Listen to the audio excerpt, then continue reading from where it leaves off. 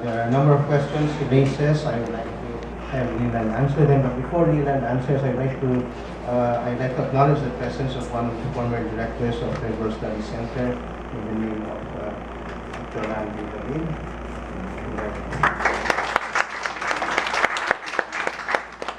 So, Leland, would you want to respond to? But in the recommendations, because I have an entire section at the very end on the policy recommendations for the center. And one of my recommendations is that the centers must, in a sense, elevate their game, the policy-oriented research, into the level of academic discourse. And for me, the example that has been set is this example set by the Population Studies Consortium. If you think about it, population studies is really policy-oriented and it's multidisciplinary. But they have managed to establish themselves as a discipline. What Klein calls an interdiscipline, with a very fixed audience and a certain sense of quality. In fact, one of my recommendations for the centers is that maybe they should collaborate on in a sense, quality control, policy studies journal. I think what differentiates science from policy orientation, the step that the centers must do, is that they must get into the level of methodology. So how do you do good quality policy-oriented studies? And in order to answer that question, you have to answer the methodological implications of doing policy studies. The difficulty with policy studies, and this is why academics don't respect policy studies, is that they're not peer-reviewed. There's no way to assess the quality of policy studies. So the policy studies community must create some sort of epistemic community where among themselves they will create standards for quality measurement and come up with journals on policy studies and also develop the methodology of policy studies. Imagine if all the centers, say for example, contribute one article. The very centers that I studied, 9 different centers, or 7 or 8 of them get together, contribute an article, which then will be producing journals every year, or twice a year. Then you start to establish yourself as an academic discipline involved in the field of knowledge production. I think that also answers the question about institutional arrangements to sort of develop. Okay, thank you very much, Leland, for that. Before I open the floor to questions, I just also want to ask something that you mentioned in your talk, actually, that is a very contemporary issue, is when we talk about ranking universities in recognition through the issue of pass-through and the need for publications and so forth comes in. So actually, what my personal observation is actually is beyond the research centers, there seems to be a plethora of new journals that are coming out, not just in the Philippines but abroad. And I don't know how long some of these journals will last and whether in fact they are trespassing on social research centers, because I keep receiving all these invitations to contribute to these new journals from colleges and universities I've never heard about. And I think another issue that we have, especially in UP right now, and I think in other universities, is the issue of publications for promotions. So you have it's not just for policy studies, it's not just information and production, but it's also for promotion. So there are at least pressures in the last 10 years or so. And just one comment on some of this. That's a universal trend across the different universities that I studied. Maybe less so in the provincial universities than in the Metro Manila universities, with the exception of UPLB. UPLB prides itself in being stricter than UP Diliman when it comes to all of these publication standards. But I think it goes, of course, a lot of it was triggered by the World University Rankings. We just had a faculty meeting at Ateneo a couple of weeks ago, and Parang what is more valuable, an ISI publication or an international book? Currently, an ISI publication is more valuable than an international book, even if a book is harder to write. I think what's happened here is that, as I mentioned earlier, academic discourse is becoming differentiated from other kinds of discourse. And the discourse that is recognized as academic communication is publication in scholarly journals. And if you're not producing in that particular communication form, then you are not saying anything. You're not an academic. In fact, the discussion in some centers is that the centers are not research centers, they're extension. Where's their outreach? They're not even considered research, part of the research infrastructure of the university. They're part of the outreach infrastructure of the university. So you can see that this advent of the World University Rankings has really pushed the centers to the side. And if they really want to remain relevant to their universities, they have to find a way to translate what they're doing into something which their own universities recognize. Just a note, Dr. Jose, on what you're saying. In other countries, the trend is, from the literature that I read, the trend is what they call accountability. It's very interesting. UK, US. In a sense, I'm saying that we're delayed. We're about 20, 30 years delayed from the trend. Because what the other universities in the other countries are facing now is that their governments who fund a lot of their centers, a lot of their universities, are saying, so what did you get out of all the money that we gave to you? What's the use of all your academic research? This is the so-called accountability movement in the first world countries. So now they're pressured to come up with something more useful. Right? So in fact, when I end my study, I said, we really can't know what's going to happen next, because if it's any indication of what's in the first world, is any indication of what's going to happen to us. Right now, we're prioritizing all of these publication in scholarly journals. But maybe 20, 30 years down the line, we will start asking ourselves, what's all this for? I can't understand anything that you're writing. Parang you're getting along with your fellow academic, you're rising in the rankings, but it's not clear to us what the use of what you're writing is.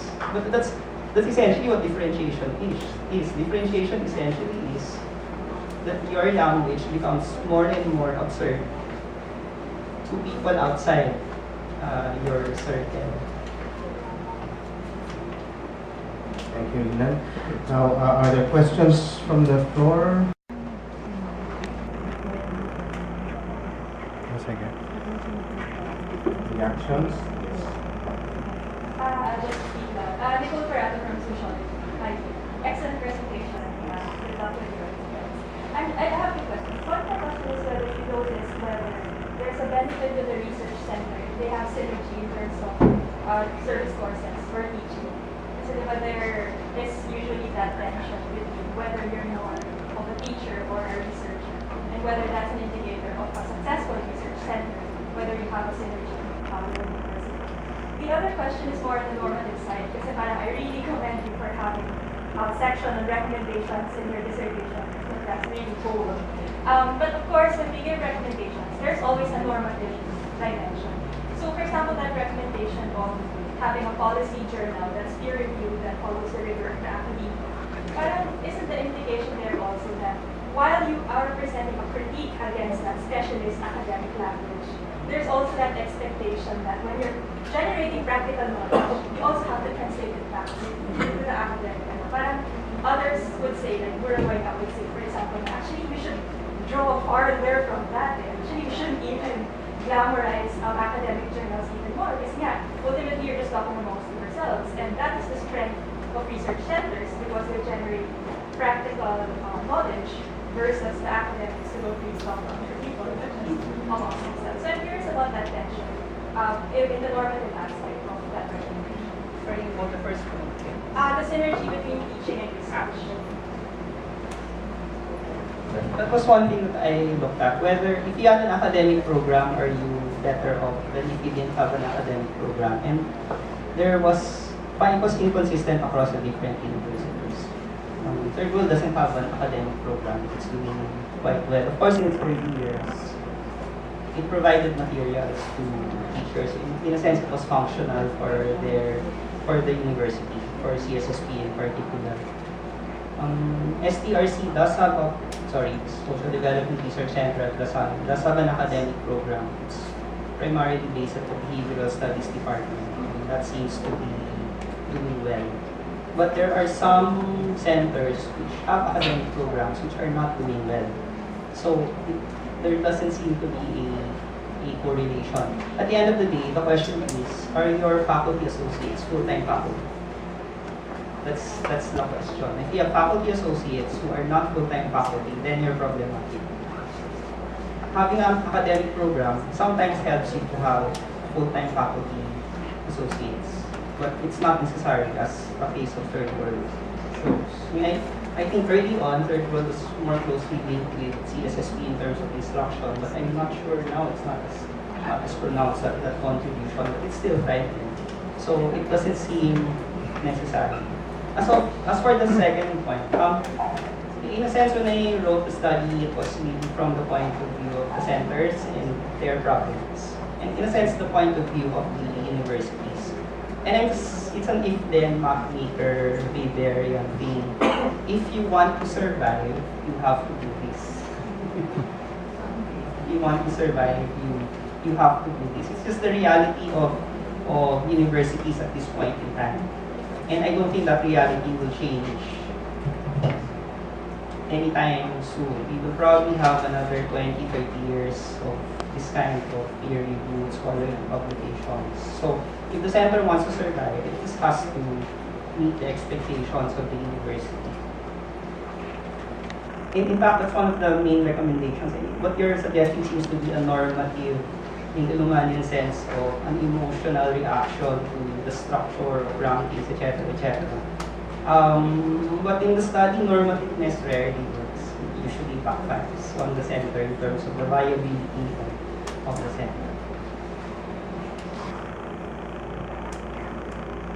Are there other questions? Welcome. Any reactions or comments on the floor?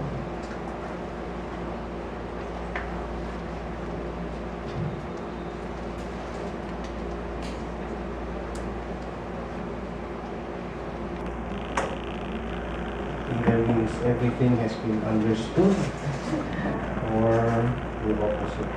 Yes, Actually, now. Let me just go back. Whose autonomy and whose expectation are we talking about? Well, the autonomy of the centers primarily, but also the autonomy of the universities. In fact, the universities treat their centers harshly because they see the center as a threat to the autonomy of the university. Autonomy in the sense of the way that Luman frames everything is that you have all of these systems with their own internal. In certain instances, what the center is doing becomes problematic for the autonomy of the university. So the university decides to swoop in Lumanian terms, hypostatize the center.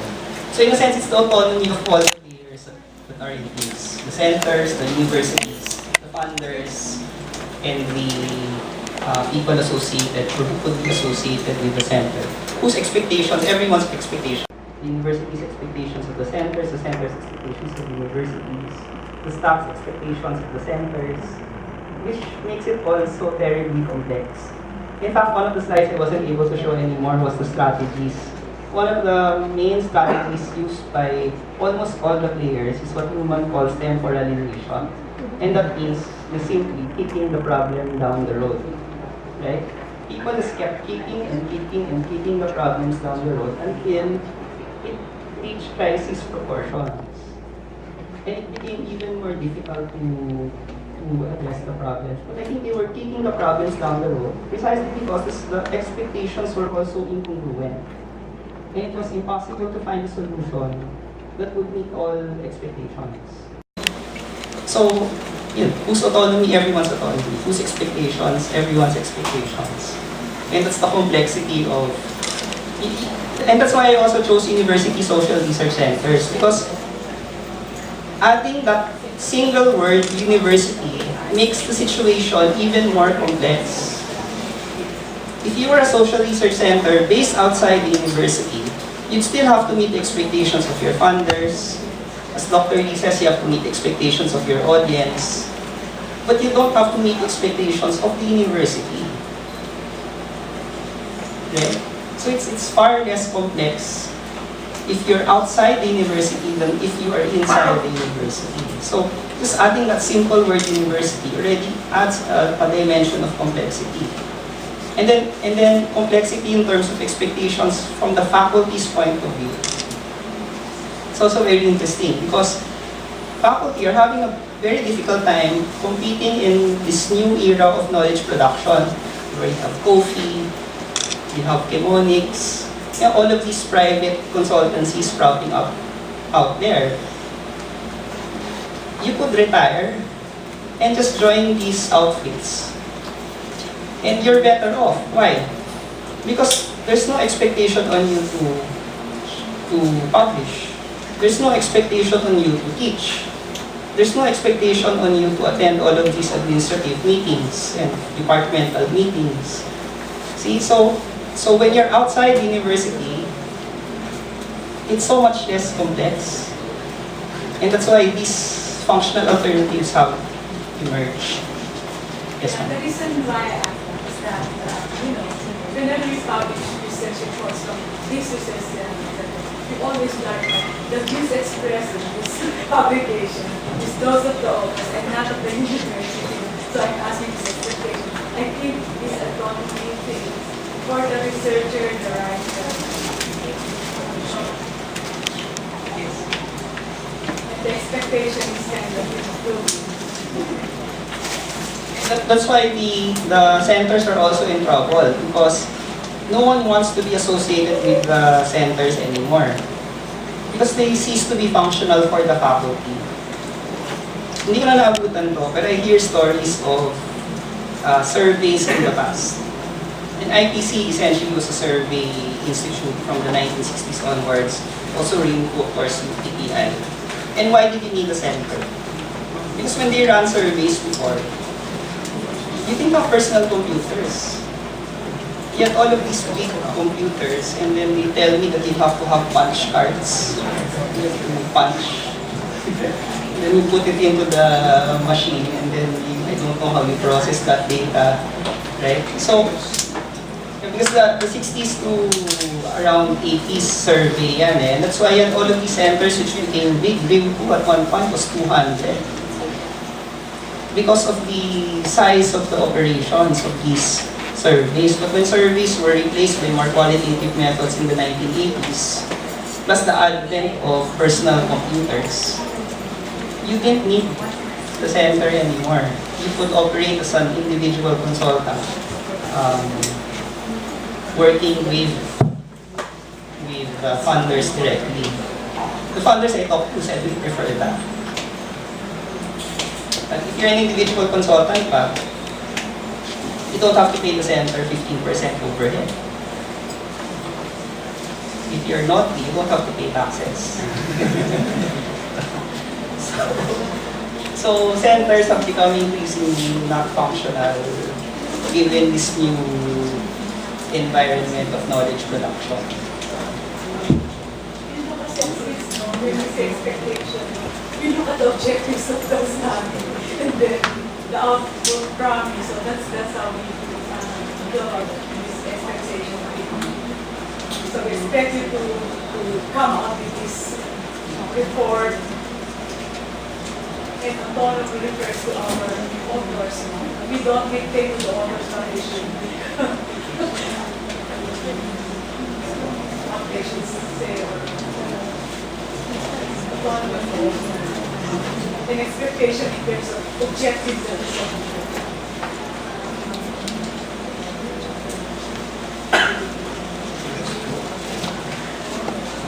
I think that's true of most of the institutes or the research centers anyway. They grant autonomy to the writers, but at the same time, they do have that clause stating that the findings are not necessarily reflective of the centers. Yeah, so there is that clause. But one question I have is, considering that, let's say, the launch of universities, are research centers necessary now to get university status, or are they counted, are there points given to it? So my question there actually is, will there be more research centers as the number of universities grows, or will there actually be, does, let's say, CHED still look for things like this in accredited universities? Accounts now are different. Accounts are how much have you published in scholarly journals and how often are you cited. So in a sense, the form in which that takes becomes irrelevant. So the question is whether or not these kinds of collaborative centers will help you to achieve that objective. And more often than not, since the centers are oriented differently, it doesn't go in that direction.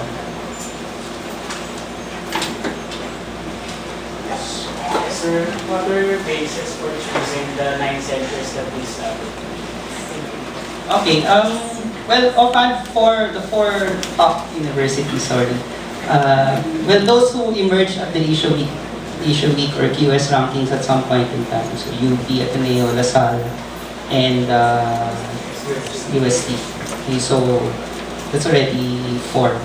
And then the mix of Metro Manila and provincial. So that added RINPU, and the other one was OPS, University of San Carlos. Okay, so kasi I was looking for differences. Any difference between state and private.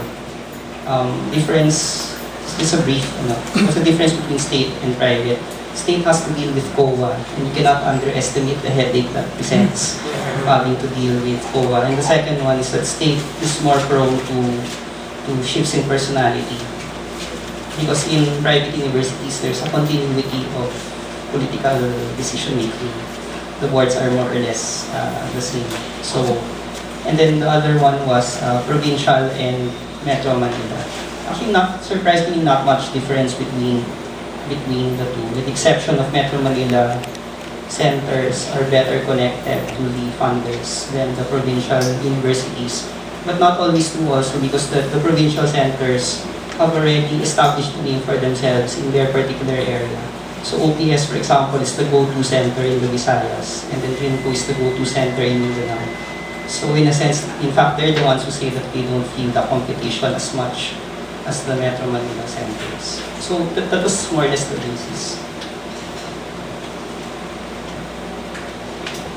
Other questions?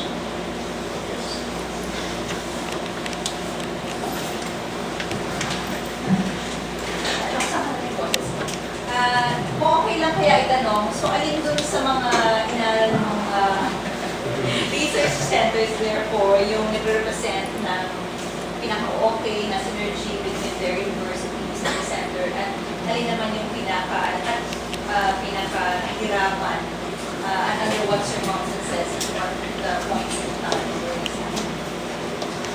Again, third world study center seems to be doing well. And I think, that's really good.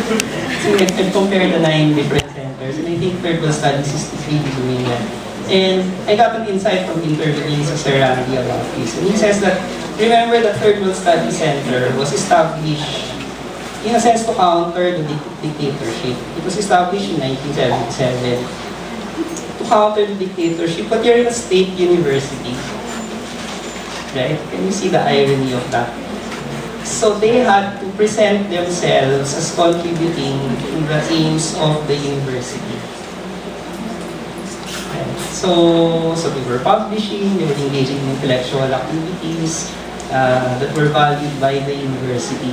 So from the very start, it already started a trajectory of being in a sense closely aligned with the university. The other advantage of third world studies is that it was located at a college. And you cannot underestimate the importance of that. Because if you're located at a college, then you'll have to deal with the expectations of the faculty and lower level administration. I think 7 out of the 9 centers were located at the level of the university president. And that's problematic because you're insulated from a lot of the expectations until you're sort of in your own world. In fact, most of the centers have already been devolved to the level of colleges, with the exception of CIDS. That's why they're still suffering from the agos ng alon when university personnel change. So, third world studies seems to be doing well compared to the other units. SDRC was doing pretty well. The difference between SDRC and the other private universities is that LaSalle made a decision in the 1970s to become a research university. So it was a research institute and a research university. So there was already that alignment. And ever since, they were okay. Now I think they're having problems with succession. Because the old guard, Belte, Javier, they're retiring. And one of the findings of the study is that the funders attach to individuals rather than to the center. Plus, it's becoming harder and harder to be an administrator in universities. So nobody wants to take over. I think they've had 3 directors in the last 3 years. So those two were there. CIDS is my poster child of shifting psychic systems. The private universities, the troika of IPC, OPS, and RIM2 were really problematic in terms of alignment with their universities. IPC now not so much with the restructuring. Simply because of the alignment between the centers. They were not aligned in terms of teaching research. They were not aligned in terms of having full-time faculty. None of them did at some point in time. They were not aligned in terms of finances. One of the interesting things is that all 3 were founded by priests. And I think that's relevant because when it's a priest who is in charge, kingdom model, no touch. So, hindi ganun talaga eh. Go to all those 3 universities and they kept talking about Lynch's kingdom, Vatican's kingdom, Figure's kingdom, na kahit na yung administration, gigil na dun sa center, wala magawa. But once the founder died, at least in the case of OPS, who in yung administration. So it seems like decision-making at the level of the university still takes into consideration the person who's there. So it's not differentiated. The psychic systems and political systems or decision-making systems were not differentiated. Just a minor question. Yung sa Night Center, sino mo yung pinakamalaking bago? Night centers. I really didn't get into... I didn't ask them how much they need, but I think who are the richer ones? Kasi PPIs has a lot of projects. IPC actually has a huge endowment. It's actually not an endowment, it's a debating grant, but I didn't use it, so the interest was earning quite a lot. I think, yeah. Yung sa UP Los Baños, I didn't talk about them a lot, but they had a huge grant, but it was depleting. So they were fine when they had a lot of money, and then when the money was gone, they started going through their periods of crisis.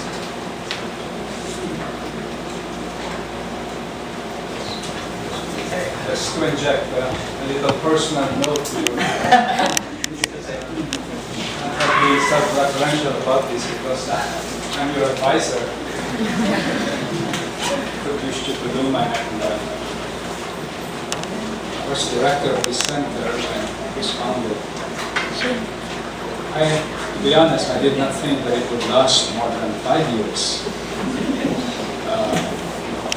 Because sociological theory says, at least one type of sociological theory says, that organizations on the average do not last more than 15 years. They die if they are unable to metamorphose. I guess the third world studies was luckier than most of the other 8 other institutions you studied.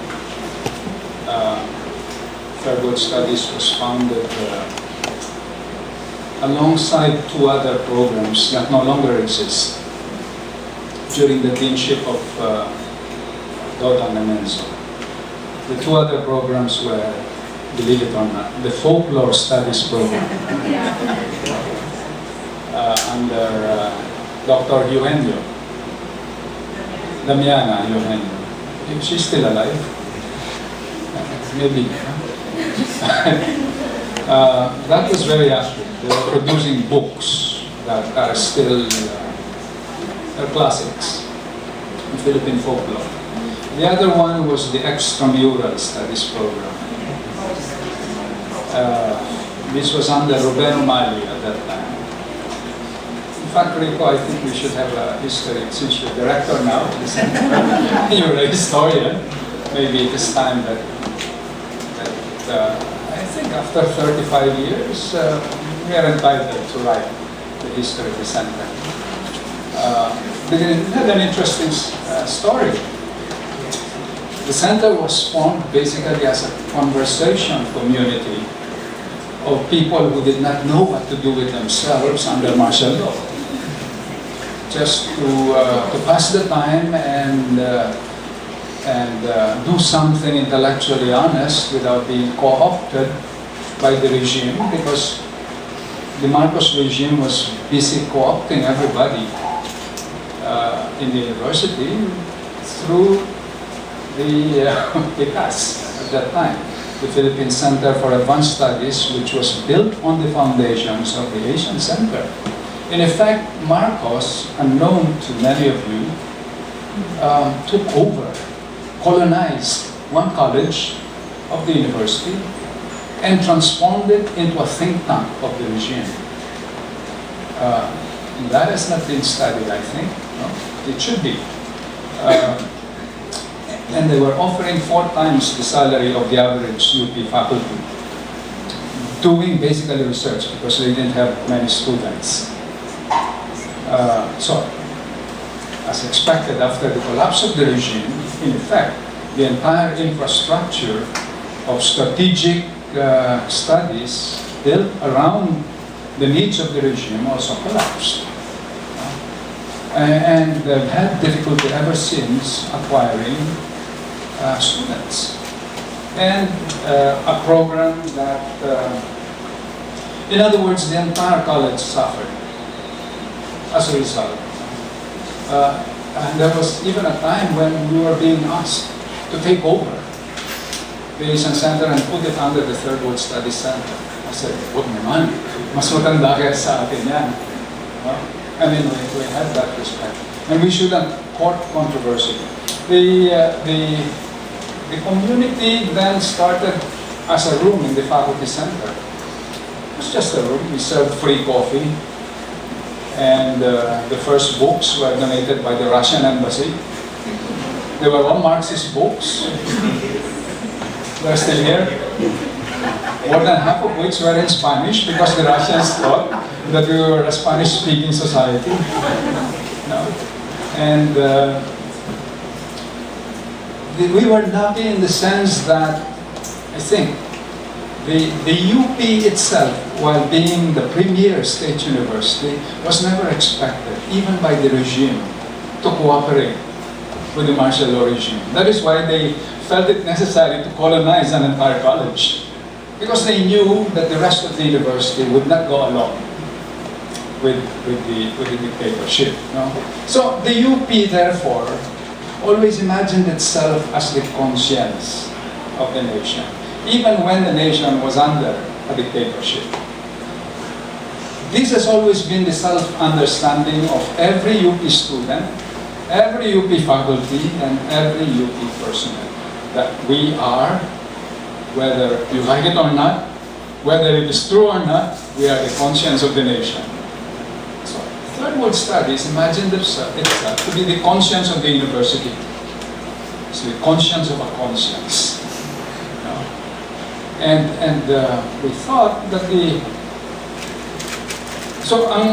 is that, in fact, we imagined ourselves as the opposite number of the dictatorship. Kung hindi mag-collapse ang dictatorship, magko-collapse ang Third World Studies. Pag nag-collapse ang dictatorship, then the Third World Studies would prevail, basically. So, So the entire trajectory of the scholarship, the third world studies, was to answer the question, what to do when the Marcos regime collapses? What kind of society should we build? What kind of government should we build? What kind of nation should we construct on the ruins of the dictatorship? That was the ambition of the third world studies. It informs, I think up to now, the entire research agenda of the center. And we had a model for that, which made it very easy for us to conceptualize the entire programmatic agenda of the center. The model was Nicaragua at that time, because the Sandinista revolutionaries were being encouraged by the SAREC. This was the Swedish funding agency, to start building a new model of a new kind of society that was democratic, free, etc., etc. And when they won, that was the kind of society that they wanted to run. Of course, there were many problems. No? They did not think. But that was the model. So we applied to SAREC. So this regime is going to collapse too. So please give us some money to get the study going. They did not. Siguro they thought that the Marcos regime was more viable than the regime in Nicaragua. No? But we attracted the attention of many other comrades in the democratic community, including the socialist community, the Germans, the Japanese, the Dutch. You know.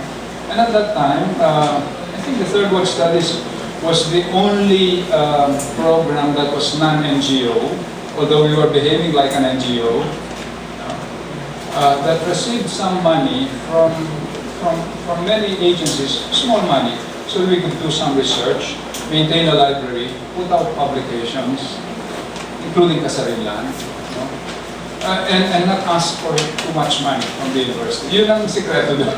If you ask for too much money beyond the salaries of your staff, that's when they start scrutinizing. What do we get from out of you? Pinahihiya lang ninyo kami, nahihirapan pa kami. When we start defending the UP budget, they point to the publications of the Third World Studies.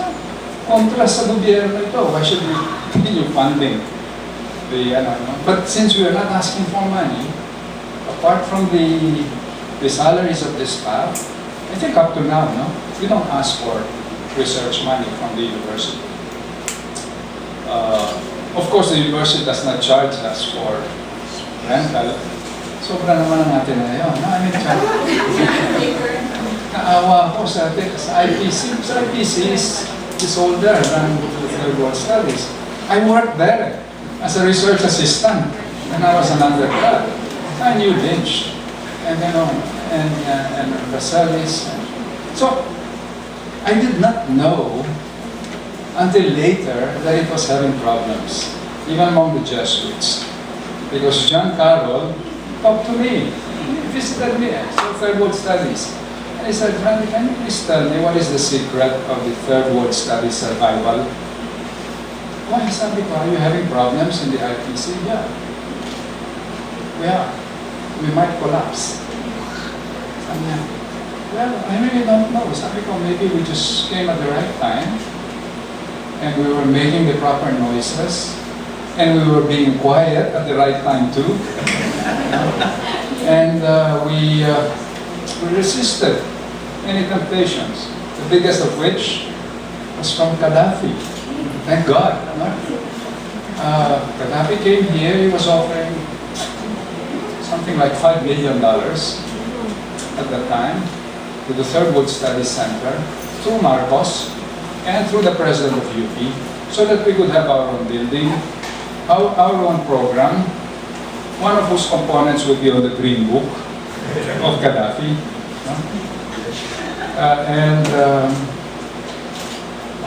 Malaki pera yun, so sigurado na kami. But how will we defend that? what if Marcos goes? Then we're already tainted. What if Gaddafi goes? You know? But still, I visited Libya together with other faculty members of UP. We were treated royally. But I said, no, this is not the funding agency we would like to. This is not the kind of society we would like to be. It has nothing to do with the green color. The green color. But thank God, because other universities were not able to resist Gaddafi's generosity. The last one was the University of London. The Center for Global something, global organizations or something. Masira sila. They gave a PhD to Saif Gaddafi in exchange for several million pounds donation to the center, but that persisted. They were advising the regime, etc. Yan ang problema. Because then you lose your autonomy with regard to the funding agencies. No? Maybe it's something you can build into your Leland. We're going to have a separate meeting on Friday. It is very difficult to resist offers of funding, huge offers of funding. Very difficult, no? Because you need the money, but also very risky. And I know that many institutions outside of the university that have received enormous amounts of funding from one source normally were not able to recover after the funding ran out. And that's why the whole notion of endowments, no? Because yun ang ano ngayon, we're using the American model. Right now, the UP, I think, gets 85% of its budget from the state. Sooner or later, we'll be asked to generate our own funds. Now, what will be your source of funds? Not the tuition. It will have to come from the endowments, like in the US.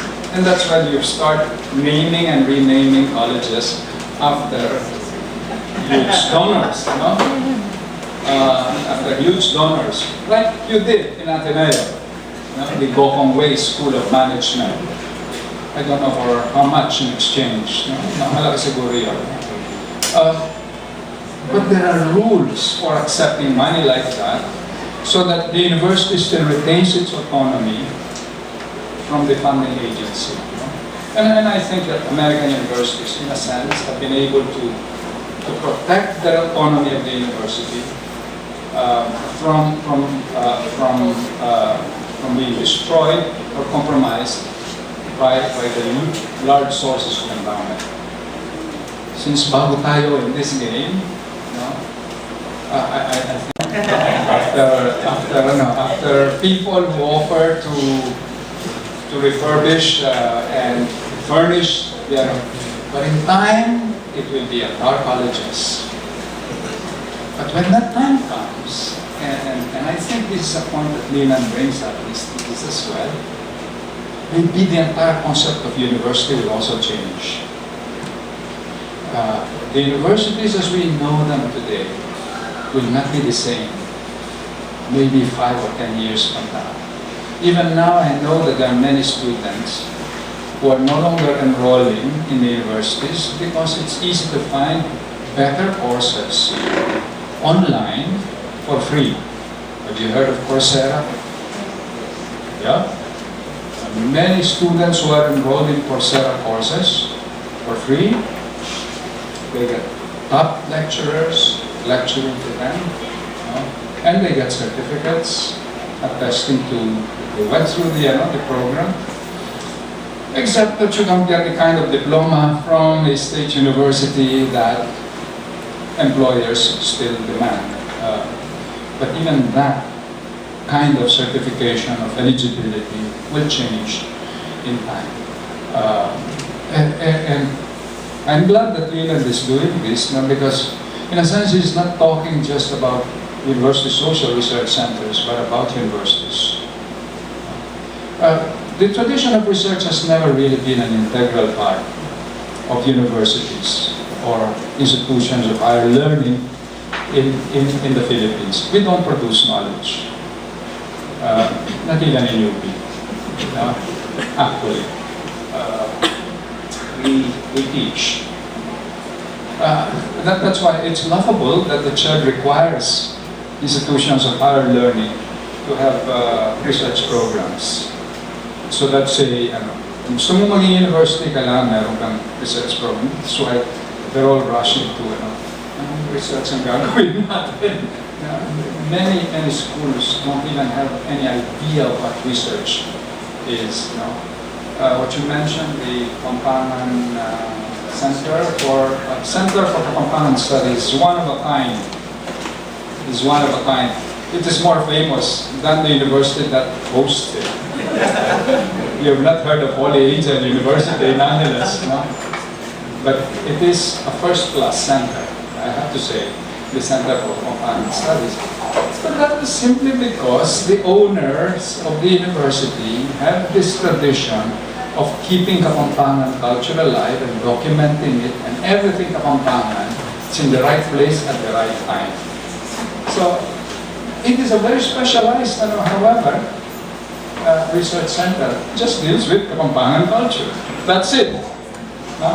So every province wants an equivalent, which to me is a good thing. But it will not be a permanent thing. So, ang bilis ng mga pagbabago na naman. So, I'm glad that you're writing this, because no, it's in Angeles. If you've not been there, you should go, because it's really a good center. But only because of its director, also, Robbie Cantinco. He's indefatigable. Ex-seminarian, by the way, so that's his empire. Where he goes, I don't know what's going to happen to that center, because he's a good writer, he's a good historian, and he's a good librarian, he's a good researcher. But I hope he's developing a good stuff. One last point on this. The moment you start treating something as an empire and then you cannot let go, now that's the beginning of the end of that center. So the only way you can ensure the survival, to me, looking back from a center, is that you've got to let go. You've got to let go and not treat it as an. In other words, respect the autonomy of the center, the autonomy of the center from the persons, because it's the only way you can ensure the. In a sense, nakaka-awap sa CIDS. That's why I was asking, what CIDS doing now? So I also knew of its formation during Angar's time. It was meant to be a strategic planning center. Sabi ko, what? Another PICAS? No, that will never work. UP is not cut out for that kind of an. UP has always been anti-government. Any government, whether it's a dictatorship or that's UP. Yun ang self-understanding ng UP.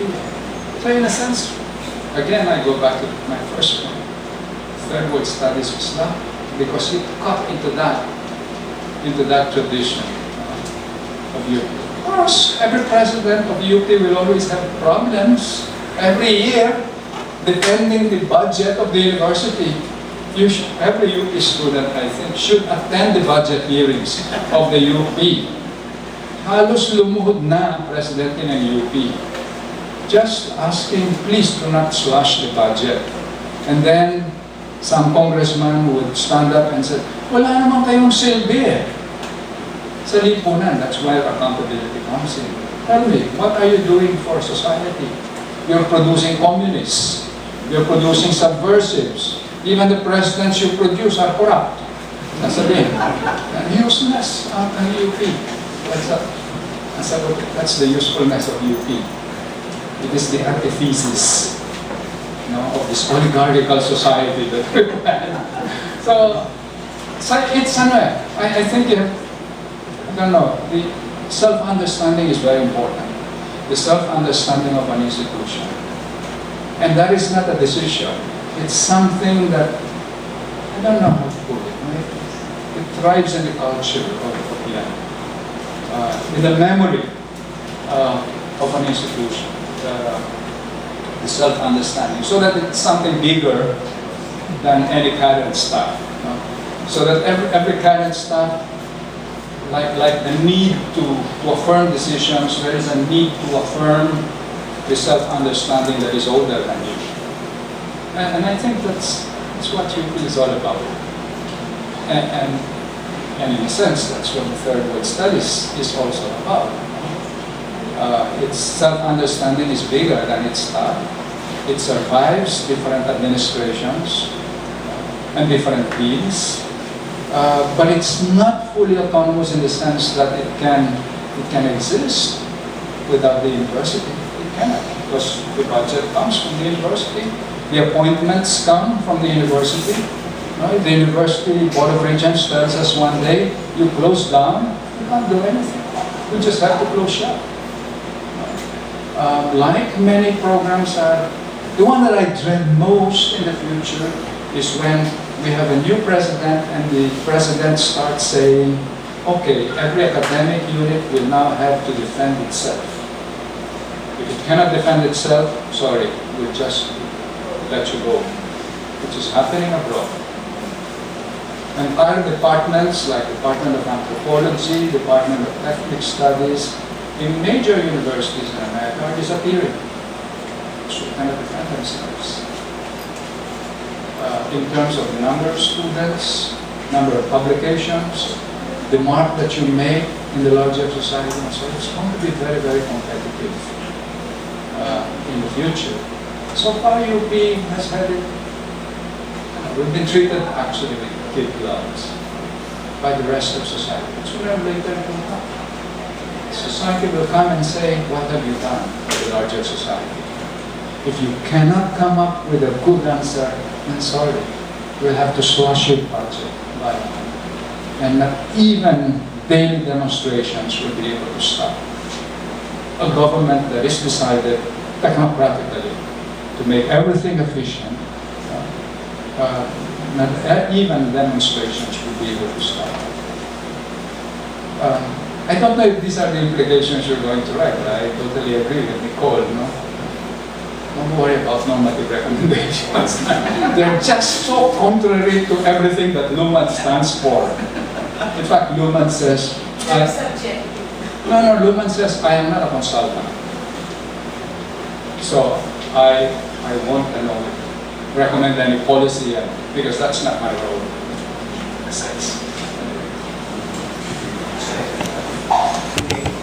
Let's entertain two more questions or comments. I'm from USRCs. I'm Leland Joseph. So, medyo different viewpoint kasi ang aking training is from the sciences. So, actually sa mga sa mga initiatives ng office namin is technology transfer. So, actually there's a big word, it's commercialization of UP R&D. So that's where we're coming from. So, tama si parang Sir Randy na there's possibly a change of identity of the university in the future. So, ako, since medyo sciences ang aking mindset, I'm actually thinking that we as a university can raise ourselves, our own budget, based on the technologies and the researches that we are creating. So, I think in Thailand, they are a state university but they're self-sufficient because they're doing that. They're using their own technologies and to create their own companies that would give royalties back to the university. So I think that would be one of those alternatives that we can use to have our autonomy left intact. So maybe yes. This is the first time that most of us are listening to Dr. Jose as director of the Third World Studies Center. What is Third World Studies running in the next 3 years? Okay, as a historian, I don't usually answer questions like that because we look at the past, the future. But what I would like to do here is continue the trends, we have a lot of programs that have been set by previous directors, and I'll be continuing most of those. And with my own connections and with my own friends, universities abroad, I'll be trying to popularize the center abroad so that we might have greater visibility, and through that greater visibility, maybe also greater cooperation. Like we've been speaking with some people, I've already invited a couple of researchers from abroad to come here, and professors of some. So I will not radically change the center, but I will hope to continue it in its own traditions and further propagandize or further make it known within the university and outside the university as well. I think that's one problem that has been experienced, that the college doesn't know very much of what the center is doing, and the university doesn't know. So I'd like to really build up a higher visibility within the university, within the college, and outside as well. Show what the projects are, build up more projects.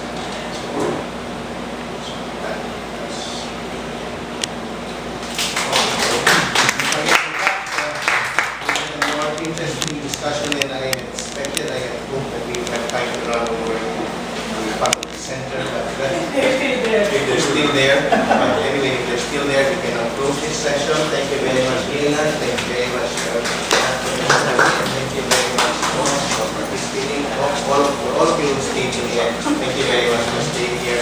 And I invite you to the next program that we have next week. We're having something on martial law on Wednesday morning, and something to discuss the Virata issue. We're holding a forum on that next week. And there are other programs going on also, so we will circulate the information about that as we go. Thank you very much again.